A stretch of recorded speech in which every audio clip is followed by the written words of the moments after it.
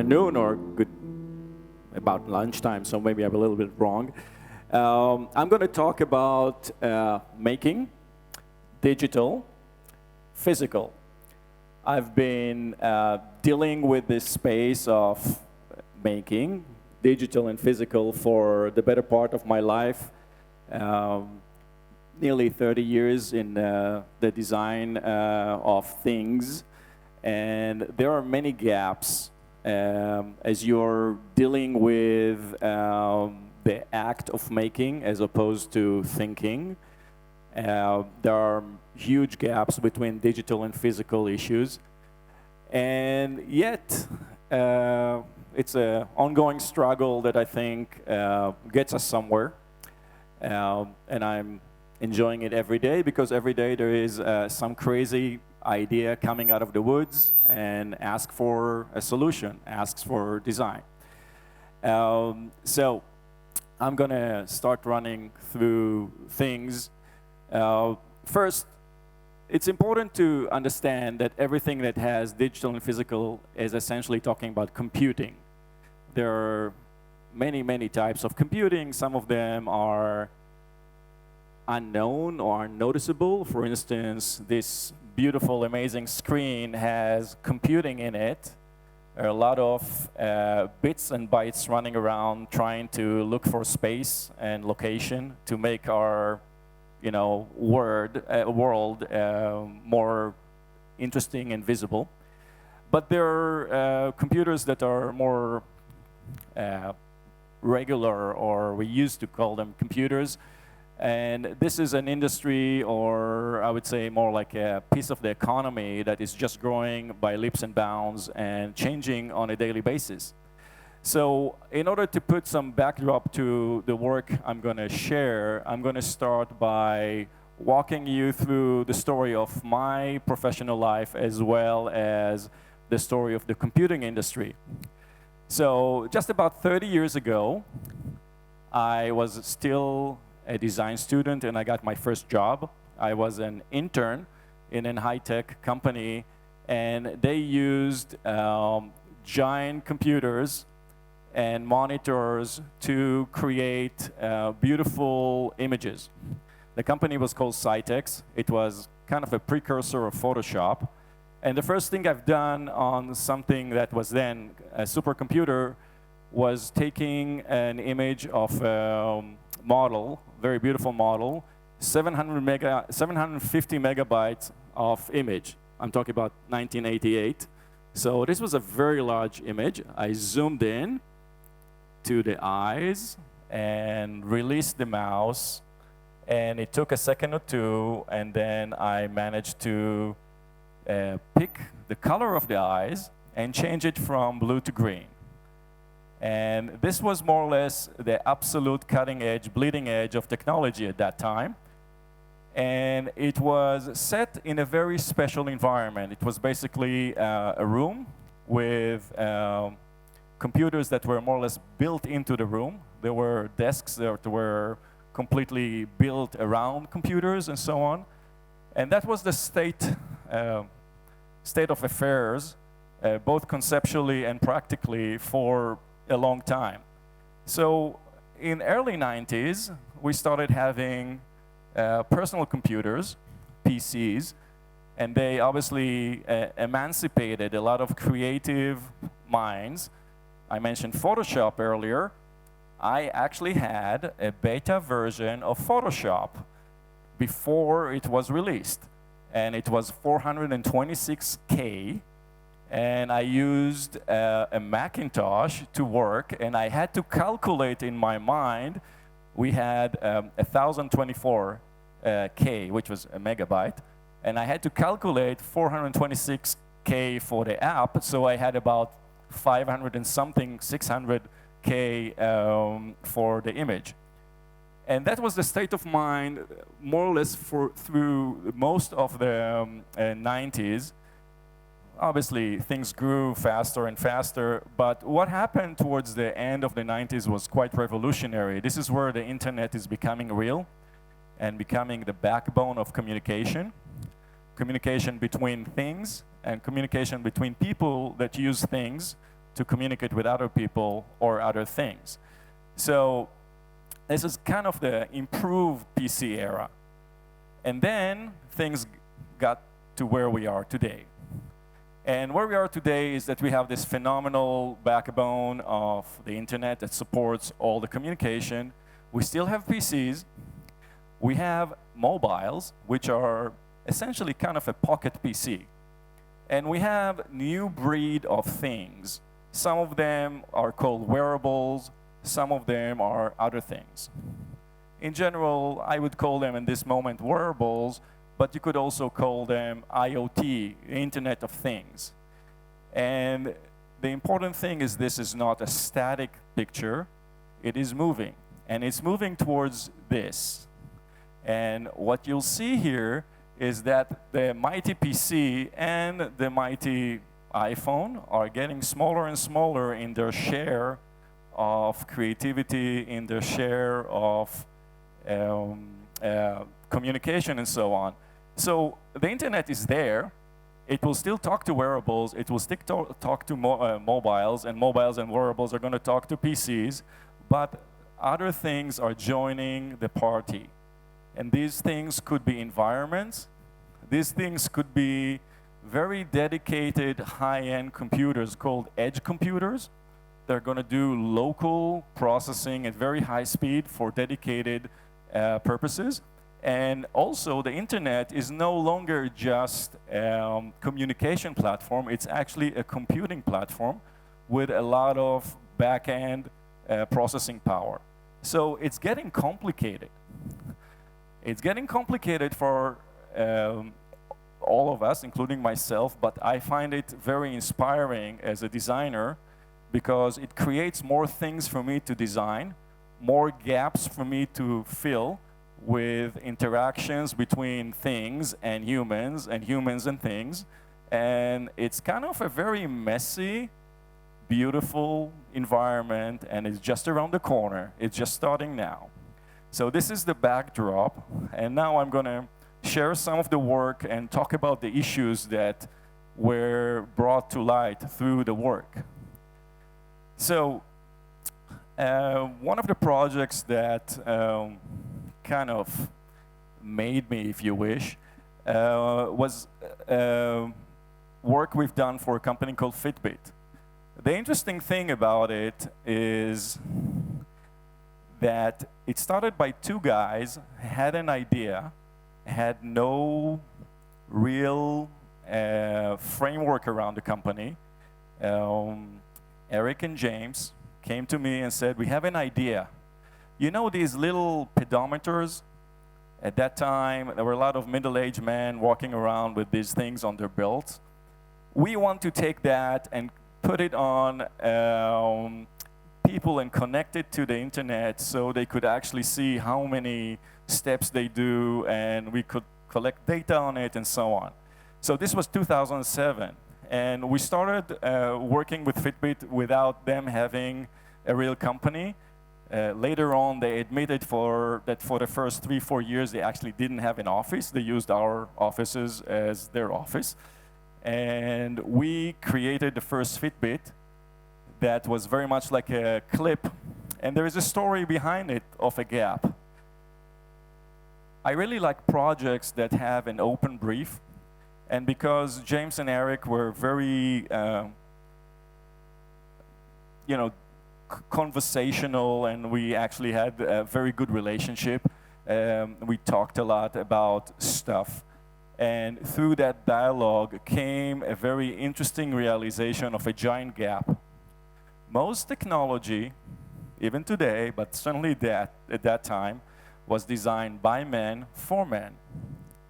And as we start talking about the pedometer, which again, as I mentioned earlier, was very much a male thing, we discovered that actually women are not a small market.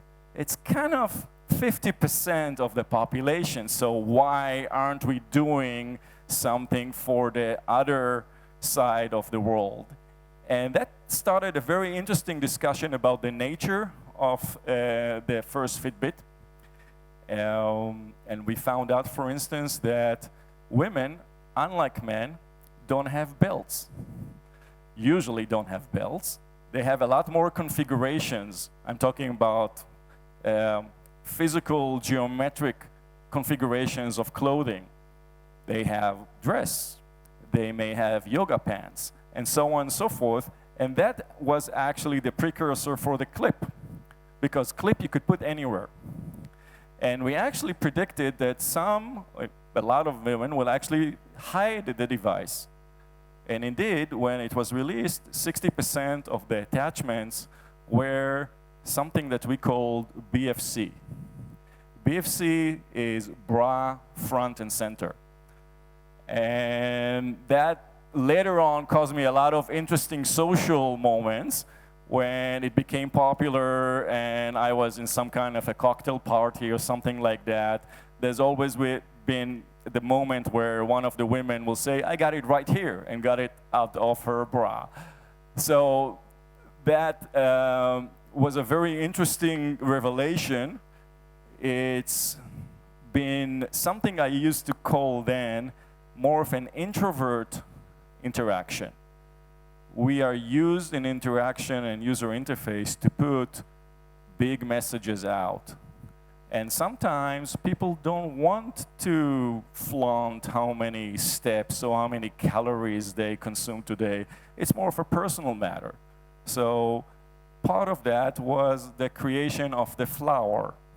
The flower is a glorified progress bar. One of the biggest success stories of Fitbit is establishing 10,000 steps as kind of the daily routine. And that flower grew and eventually blossomed as you hit the mark. And that became very much part of the core experiences of Fitbit. And again, you mostly looked inside and you weren't sharing it with anyone.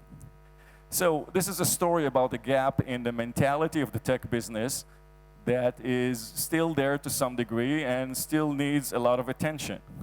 So fast forward, we've done multiple generations of Fitbit. We actually worked with Fitbit for nearly 10 years until a year and a half ago. And through those years, obviously, the technology went and grew by leaps and bounds. And the most important thing that we learned from this experience with wearables is that there is no one design that fits all. By definition, wearables need to be highly personalized. They need to be flexible in their sizing. Interestingly, if we all got out and got measured, we'll probably be, within 50% of each other, maybe 100%.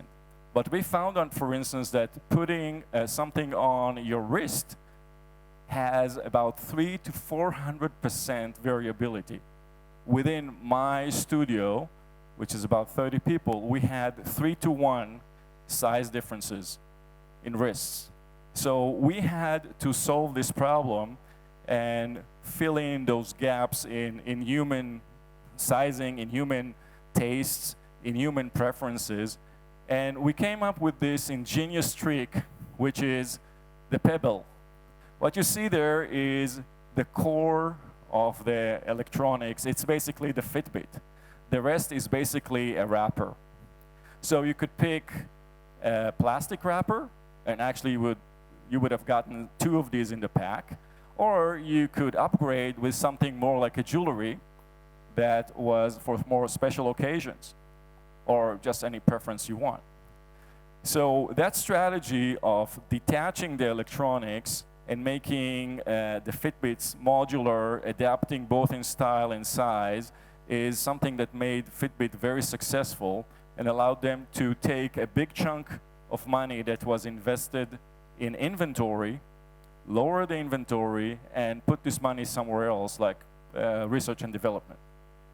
So as we left Fitbit about a year and a half ago, we just released that pendant that to me is where wearables should be. Barely noticeable, hiding in plain sight, something that people see as a cherishable object, not an object that you want to discard, something that you love, and at the same time, you could just forget about it, which for me is something very important. Technology needs to know how to move into the background and not interfere with people interactions, with people life, with people humanities. I'm going to move to a different project now, which deals with more of a cutting edge of a current affairs. We are moving into automated homes, and we had this opportunity about a year ago to help building a new residential building of about 25 units in San Francisco for a company called Dragonfly. And we created a whole system that even dictated the form of lighting in the apartment, the whole architecture of the network, the computing perspective, and so on.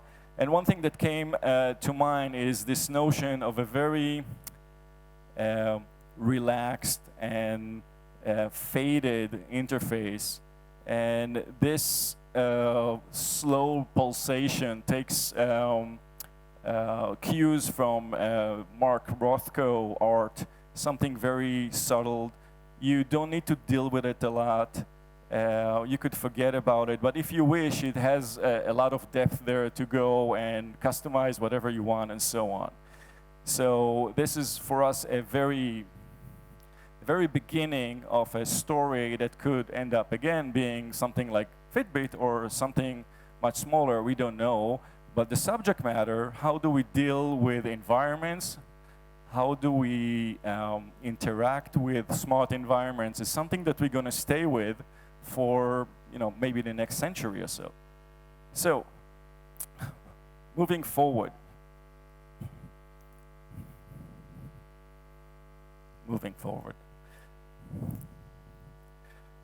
One of the most exciting projects we've done ever at New Deal is dealing with an object that has 10,000 years of human history, the ball. So the ball was an object that I don't know who invented, but just about every culture on the planet has had balls being played as part of our rituals, it's part of our tribal rivalries, and we decided to attack it. The story is a little bit more complex. I met a guy, Brian. We were working together on a project at Intel. We were obviously the consultant, Brian was inside, and we started talking. And Brian is a great visionary and had a lot of ideas about interaction and so on. And then we came to this notion that actually kids today are either trained hard on sports, or else they sit and play with their mobile phones. So it's very much a bifurcated reality. They either do nothing, or else they're being trained as if they're athletic, Olympic athletes. And the experience we had in our childhood of just goofing around with a ball with our buddies at the yard is non-existent today in the US. If you are playing soccer, you need to get the whole gear, and you need to be trained, and it's only on Saturday between 9 to 12, and this is how it's done today. On the other hand, there is a whole market of devices that are geared towards the mind.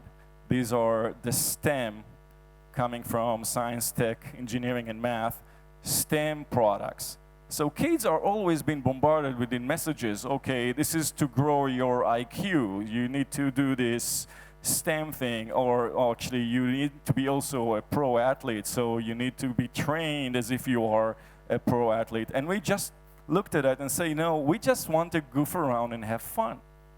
So we created Play Impossible, which is a spin-off from New Deal, and it has completely different management, and actually got investment, and we developed this experience.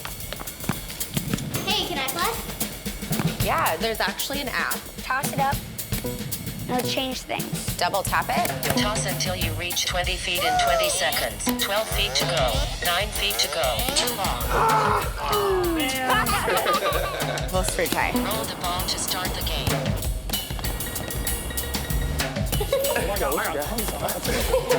PL2 is crushing it. PL2 wins round 1.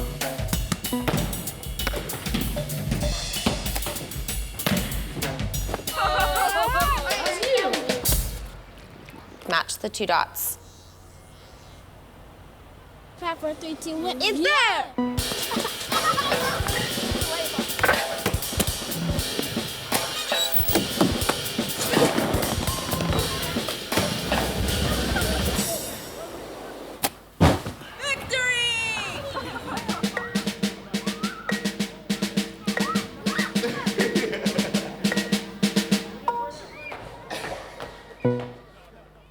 So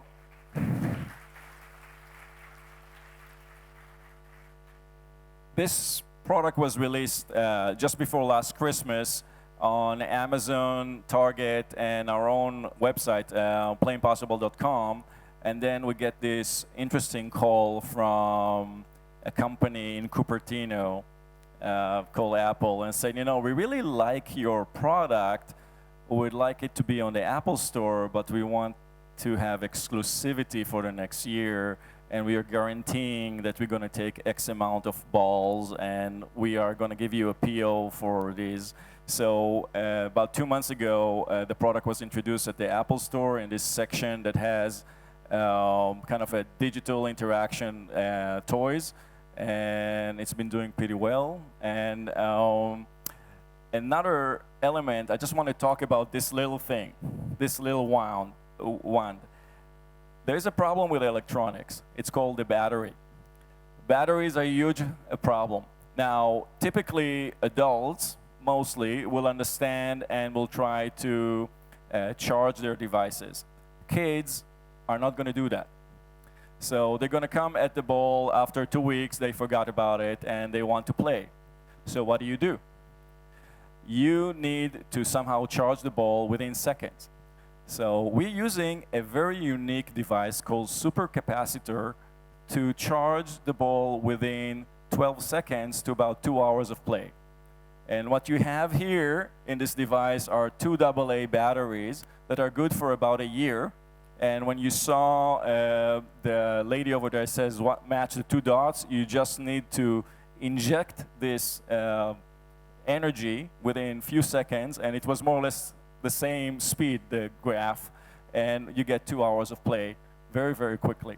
So it's very important for designers to fill these usability gaps, because usually these are being thrown by the wayside and say, okay, the device needs to be charged, you know, take a few hours, charge it, or take an hour, and so on. But it doesn't work for a lot of use cases. Anyhow, moving forward, one of the most interesting projects we've done in the last few years was for a very large company, and it involved reimagining the mobile phone. Obviously, we all have mobile phone here. By the way, is there anyone in the room that doesn't have a mobile phone? Not a soul. We are all hooked. That's depressing. Anyhow, the mobile phone is a giant industry. It's a giant industry of apps and hardware and so on. And we were tasked to reimagine the mobile phone. And you could see here a very short stop images of what came out of it. What came out of it is something called Project Ara that basically took a digital mentality of plug-and-pay apps and projected it onto the physical world. You could swap apps or a camera within seconds. We actually dictated that it will be within 5 seconds you could switch. You could pick your color. You could pick how many batteries you have. you may actually take multiple cameras in your pocket and swap it immediately. And by the way, if the screen breaks, you could just swap it. So this project actually became a huge story and caught a lot of attention. We stayed with the project for nearly 3 years. It got a lot of resistance too. And at the end of the story, they decided not to ship it, which is sad. But I do think that sometimes you have the opportunity of changing perspectives by even a failed project. And this project never came to life, but for me, it really created an opportunity to adapt and give any one of us their personalized mobile phone. So, sad story, but still a successful story from my end.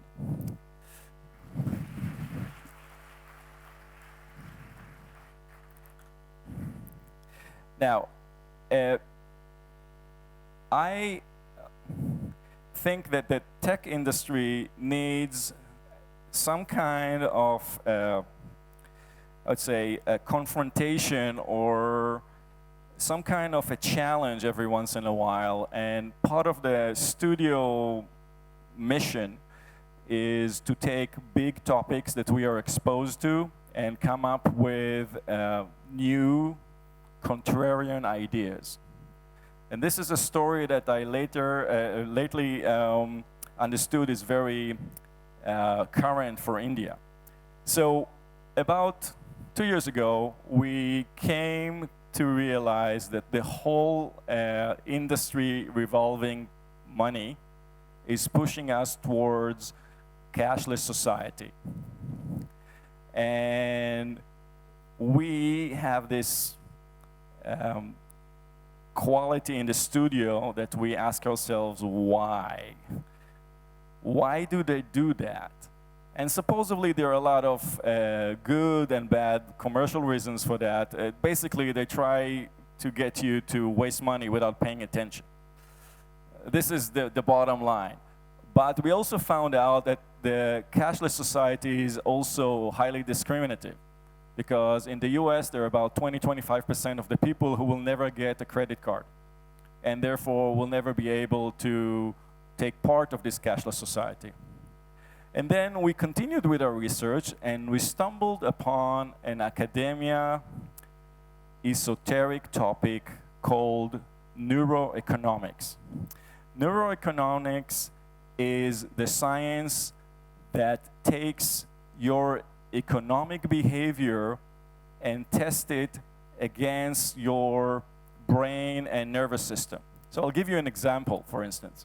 If I had given you a pack of 50 bills and asked you to flip through them, you'll be more pain tolerant than someone who didn't do that.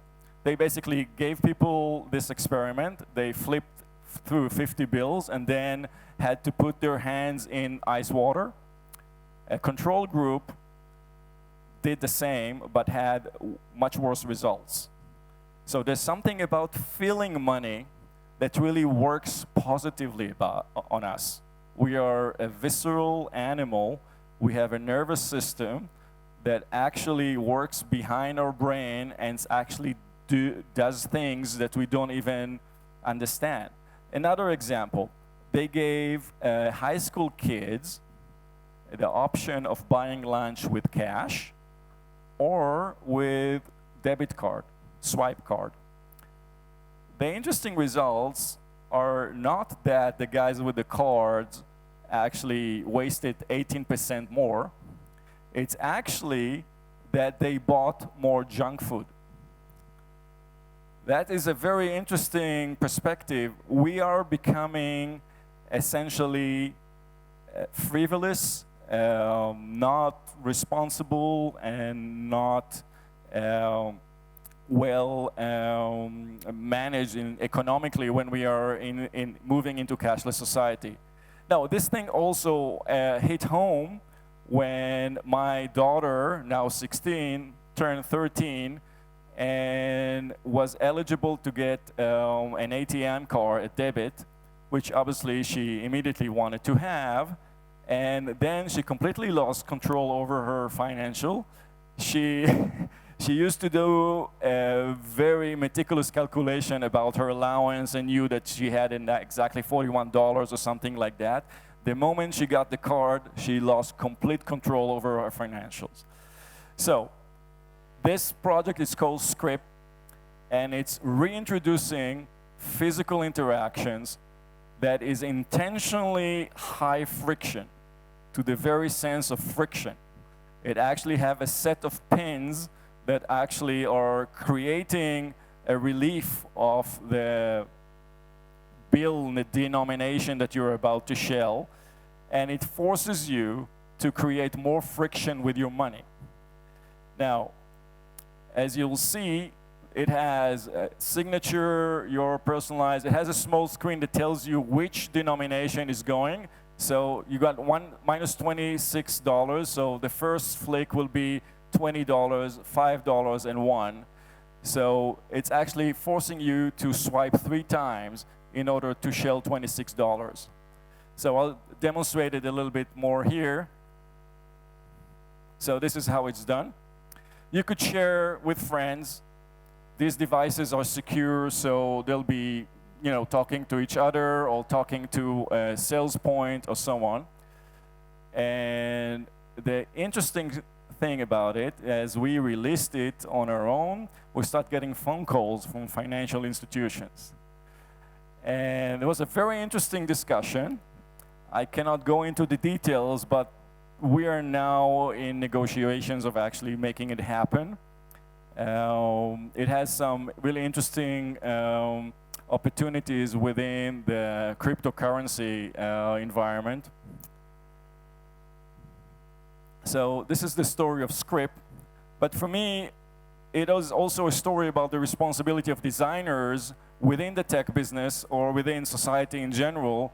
Sometimes we need to stand up and not just do something political or create some kind of a declaration. We need to do and come up with an alternative that is compelling enough both for the industry as well as for the society or the people that are acting within this industry.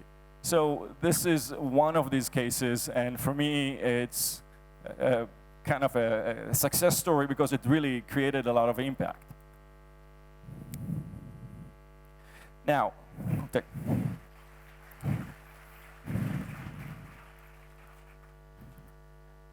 I'm an industrial designer by training, even though today I'm calling myself a technology design. I'm going to leave that discussion for later. But the value of making is somewhat under attack in this industry, in design industry. There is a lot of thinkers and a lot of discussions over ideas rather than actually doing the work. So what I found out that if you make something, even a sketch, a piece of paper, and you pin it and let other people see it and reflect on it, what happens is that you're creating an opportunity for serendipity. And these are the magical moments when somebody comes and look at your work and says, it's actually reminding me that thing you better look at, or how about if we took this thing and put it upside down, we could use it for that level.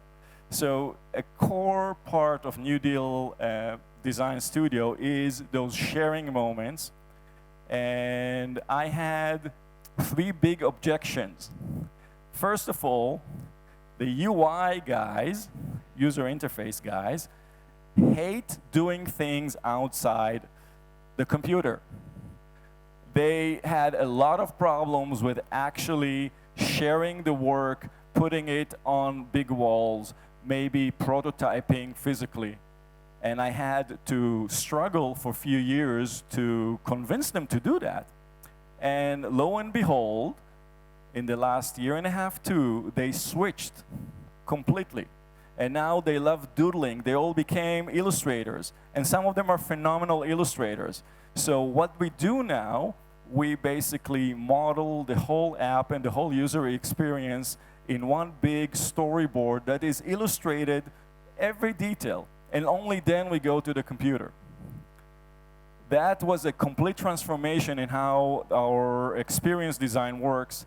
And a lot of it was about making things physical, making things out in the open, and being open for discussion, for mishaps, for misinterpretations, for that serendipity that was very, very important. Now, we also have strategists, and they're usually dealing with things that are more amorphous and highly conceptual, but we are applying the same type of methodology with a lot of illustration, a lot of sharing images and mock-ups and so on.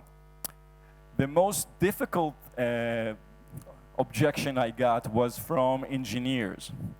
Engineers like to do things precise. And the problem with quick mock-ups and quick illustrations is that they are not precise. So I had to force them to do things loose. And it's very difficult for engineers to do things loose, but after a while, we got them into doing that.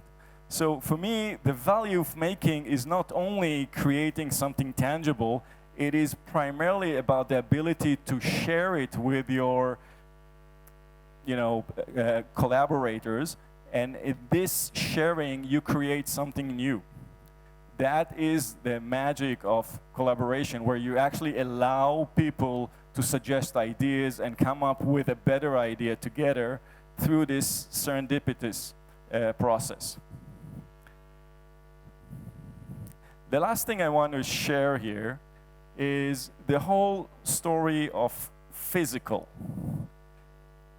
The tech industry doesn't like physical, because you could make a lot of money a lot quicker in digital. But there is one little problem,